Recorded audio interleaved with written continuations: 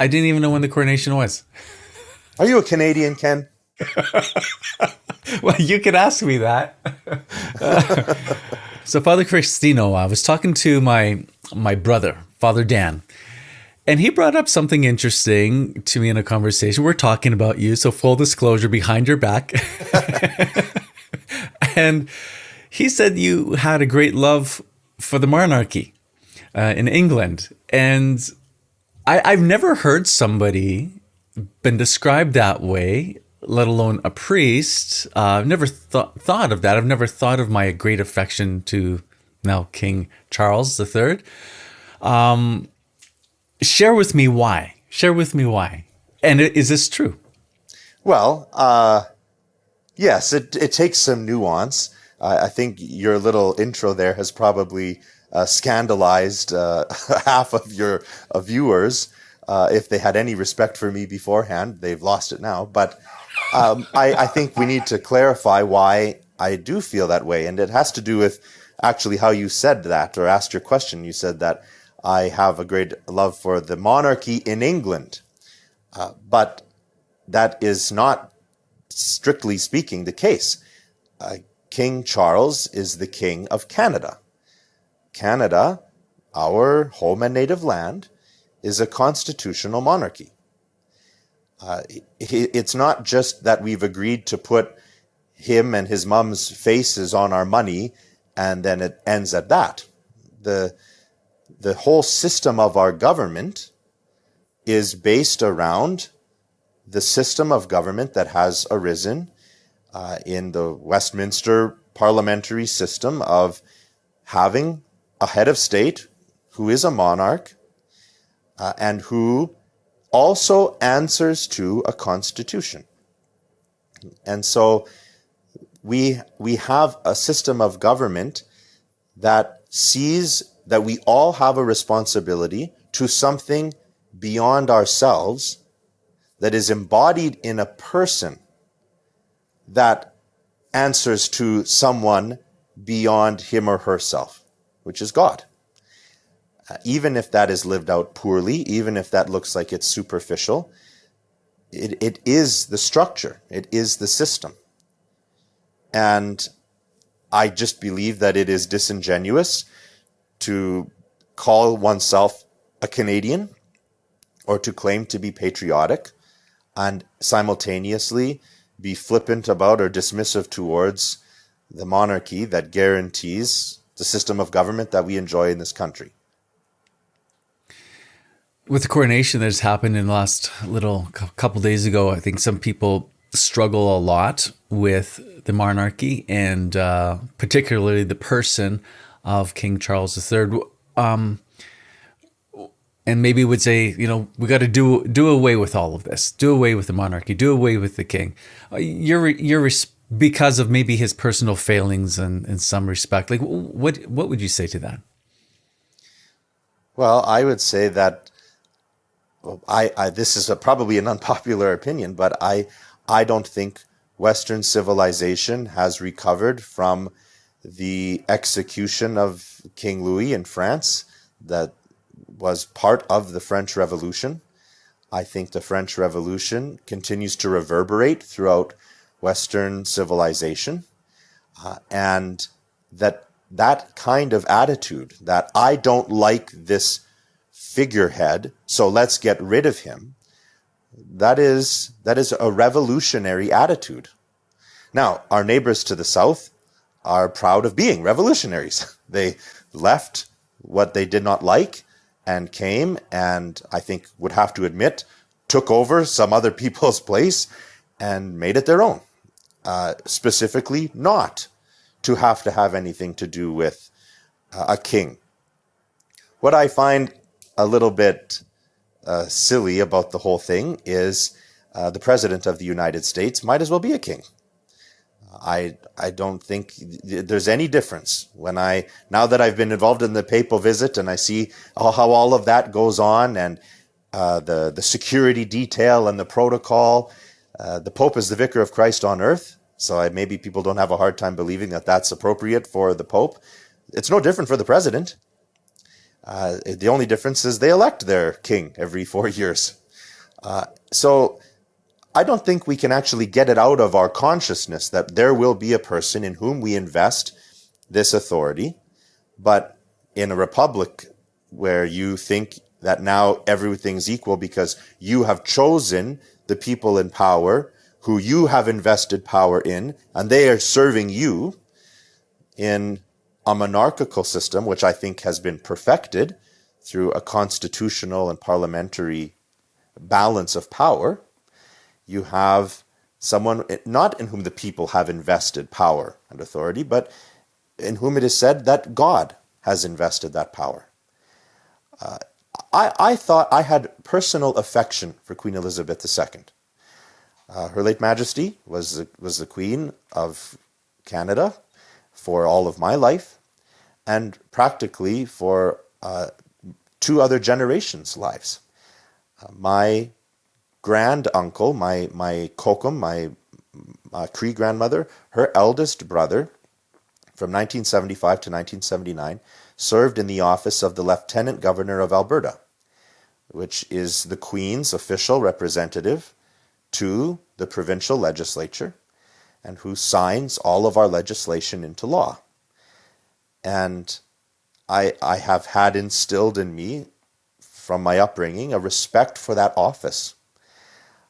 And I think that it signifies something of greater importance when we look at the chain of command, that the crown embodies a power beyond itself that is alleged to come from God, and that is his direct access point into the administration of our day-to-day life.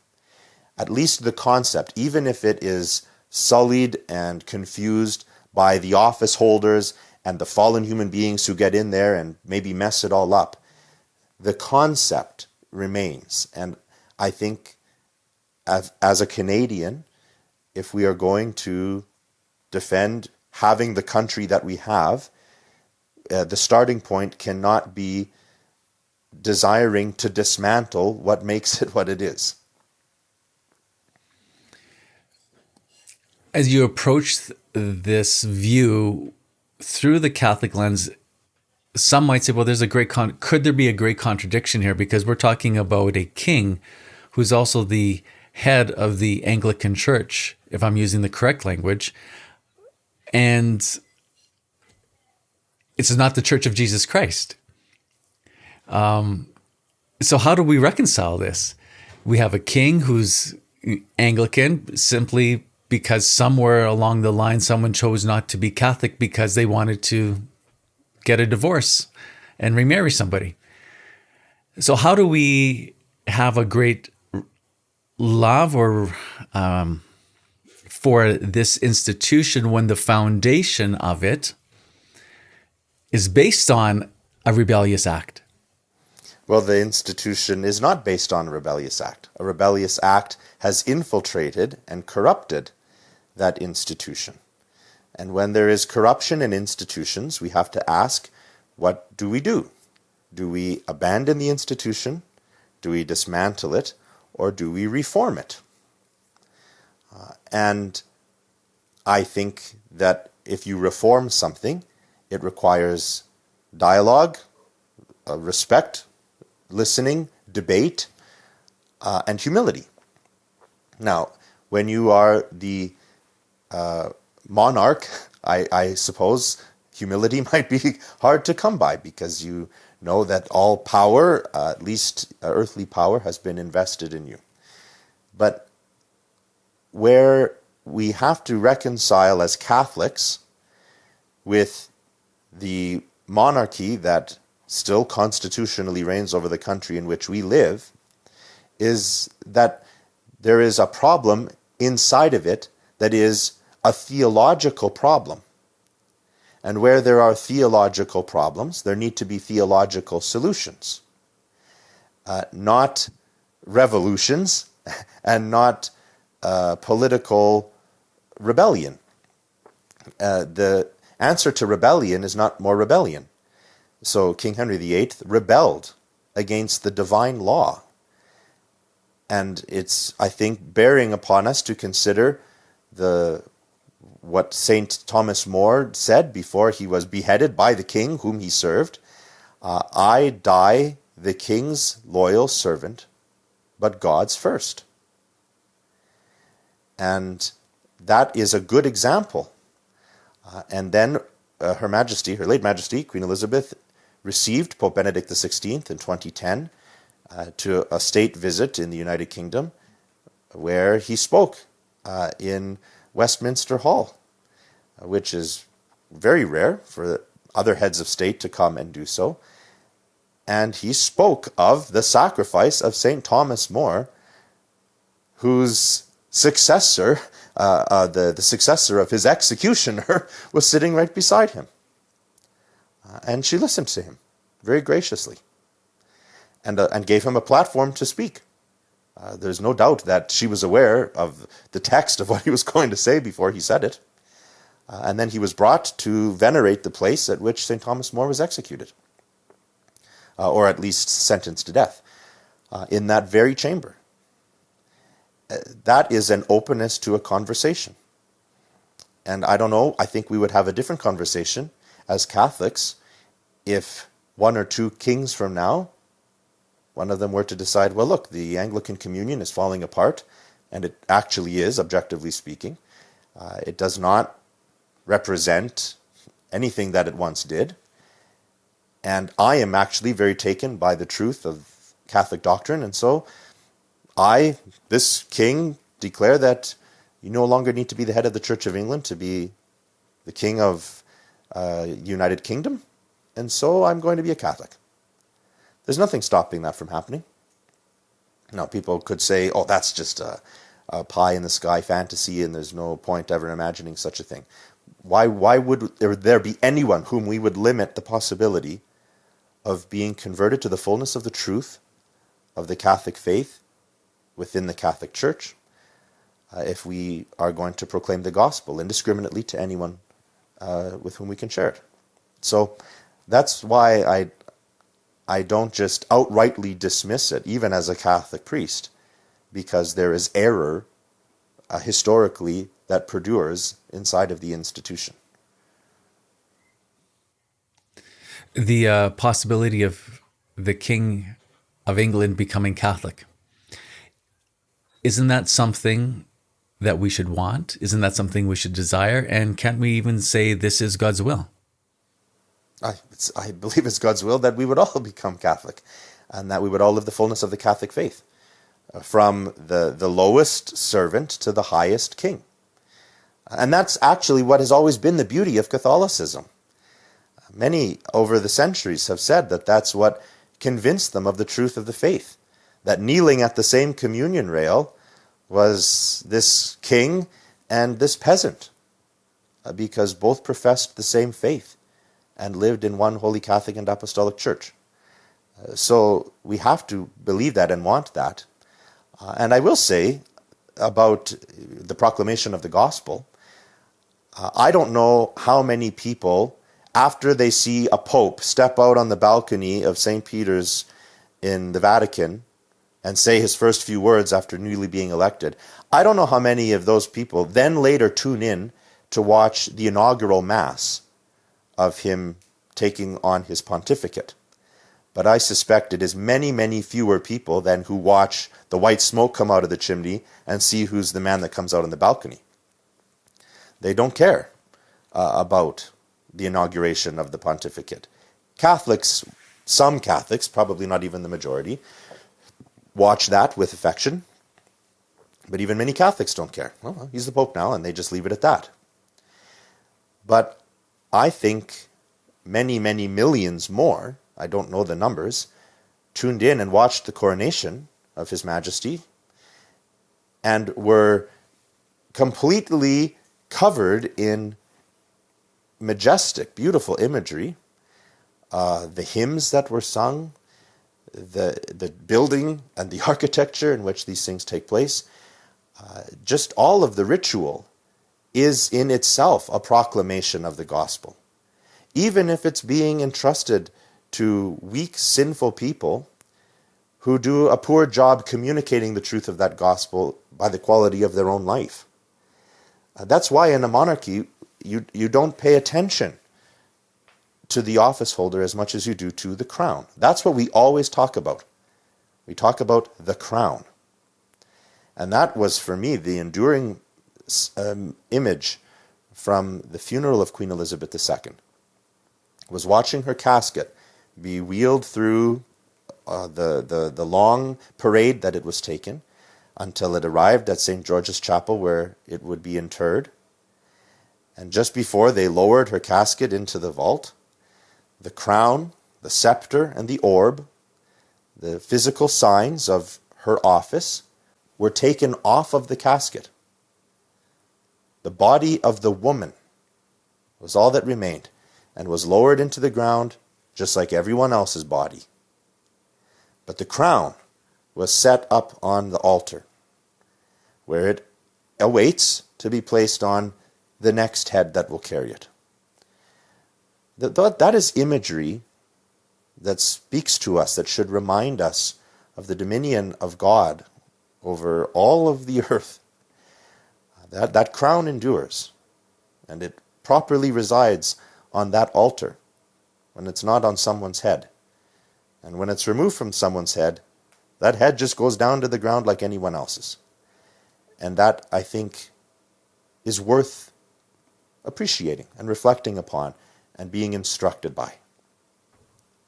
I do a lot of work now with Indigenous reconciliation, and the main point of tension is always the status of this country, its legitimacy, that we even exist, what are we doing here?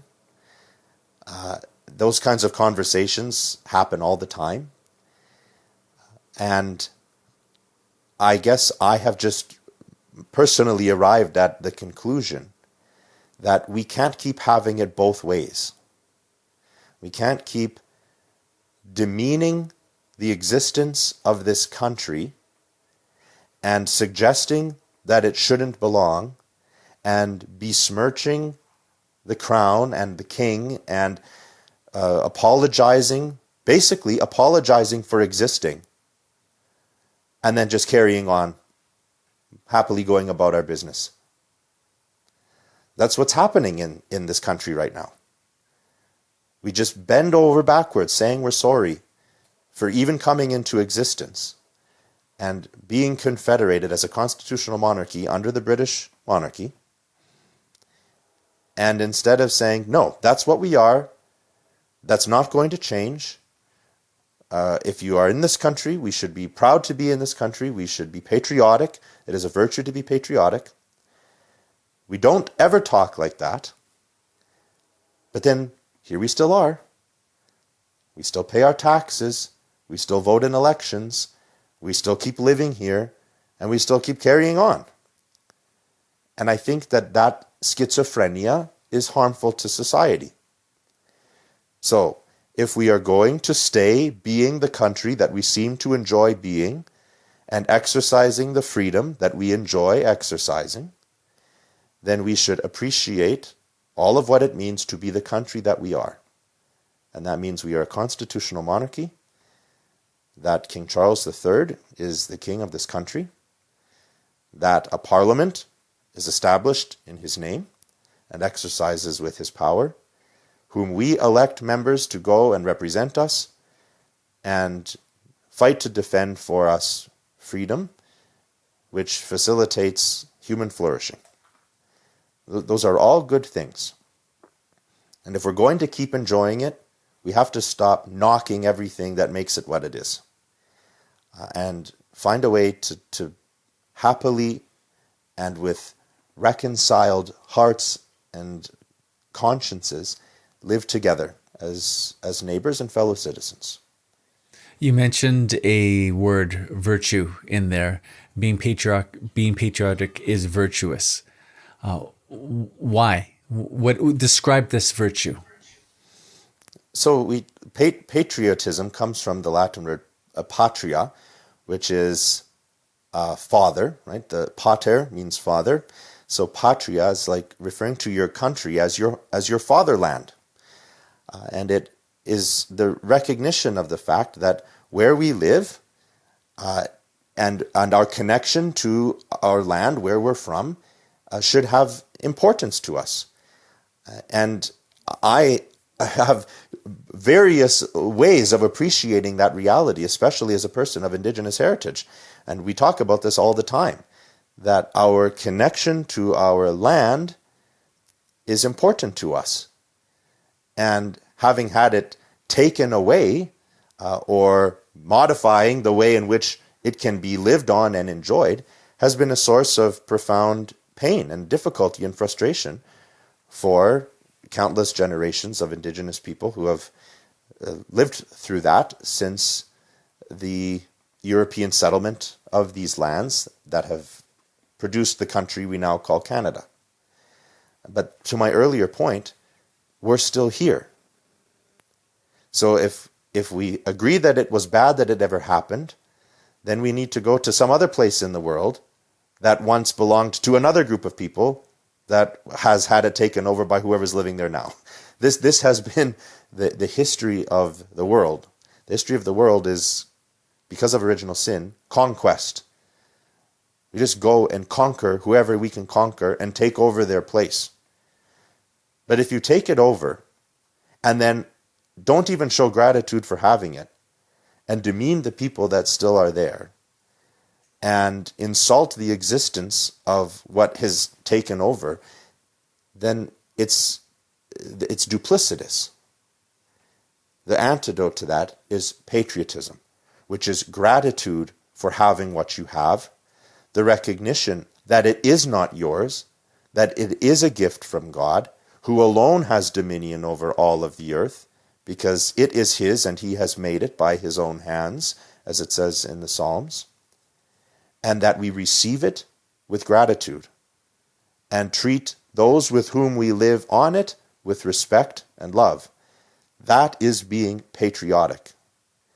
And so I think we need to reclaim and restore a sense of that without the guilt and shame that is associated with how where we live now came into being. We need to instead say, how can where I am living now be transformed into a place that upholds human dignity, justice, peace, freedom, love, and ultimately the worship of God. There's a line in our national anthem, and it goes like this: God, keep our land glorious and free. What does that mean? It's first and foremost a prayer. It's a recognition of the fact that this is his, and so we are asking him to preserve it. First, gloriously, which is a recognition of the immense natural beauty that we enjoy in this country, and that we ask that it be free. That freedom is a prerequisite for peace. There isn't peace if there isn't freedom. And so we enjoy immense freedom in this country. And that is why we basically live at peace. And there are many places in the world that enjoy neither of those things. And so I think our national anthem reminds us to address God with gratitude that we do enjoy that here. And inasmuch as we don't, inasmuch as there are people who are suffering any form of injustice, especially at the hands of others or at the hands of institutions that are not functioning as they ought to, then that needs to be rectified. And that is also what we are asking God to assist us in accomplishing. And when we speak about free, we're not talking about the ability to do whatever we want whenever we want, are we? No, that is not freedom. That's licentiousness. That's what that word means. It means to have the license to do as you wish. That is a vice, not a virtue. We believe in not licentiousness, we believe in liberty, which means not being restrained from being able to do the good. A well-formed conscience makes us possible to do the good to pursue and serve the common good. And liberty makes it possible for us to act out what our well-formed conscience dictates. And that's why they have to work together. And I would say, mostly, until recently, we've enjoyed that unequivocally in this country. But I think I'm watching us head in a direction where we're willing to either relinquish or have taken away both liberty and the capacity to properly form our conscience. And then that poses a threat to this country being what it should be. And if we tolerate that, and that happens here, then the people who historically have suffered for this country to be established have all the more reason to be frustrated. And that's where my hope is to say, if no one plans on leaving, and we all decide we're going to keep Canada glorious and free, then we better live grateful to have that glorious freedom, and not take it for granted and insult the gift that it has been to us, which would be a slap in the face of the people whose freedom was certainly diminished, if not destroyed, by the creation of this country in being what it is. So, Father Cristino, any closing thoughts on the coronation of King Charles III?